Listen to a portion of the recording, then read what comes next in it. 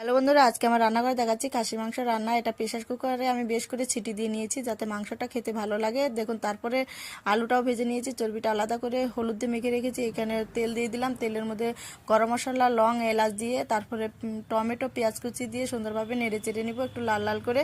তারপর 2টা তেজপাতা দিয়ে দেবো। তেজপাতা দেওয়ার পর আমি এখানে মশলা দিয়েছি, জিরা, আদা, রসুন আর পেঁয়াজ বাটা দিয়ে আমি সুন্দরভাবে মশলাটাকে কষিয়ে নেব। কষিয়ে নেওয়ার পর লবণ হলুদ দিয়ে দিব। লবণ হলুদ দিয়ে আমি মাংসটা দিয়ে দিব। ভিডিওটা ভালো লাগলে অবশ্যই সাবস্ক্রাইব, লাইক করে আপনারা সবাই পাশে থাকবে। তারপরে আমি দেখুন মশলাটা যখন ভাজা হয়ে যাবে তখন আমি দিয়ে দিব মাংসটা দেওয়ার পর আমি দেখুন একটু কষিয়ে নেওয়ার পর আমি দিয়ে দিব ভেজে রাখা আলু, তারপর দিয়ে দিব চর্বি দেওয়ার পর আমি দেখুন প্রেশার কুকারের যে ঝোলটা ছিল ওই ঝোলটা কিন্তু আমি ফেলে দেইনি, ওইটাতেই কিন্তু মাংসটা টেস্টি করে।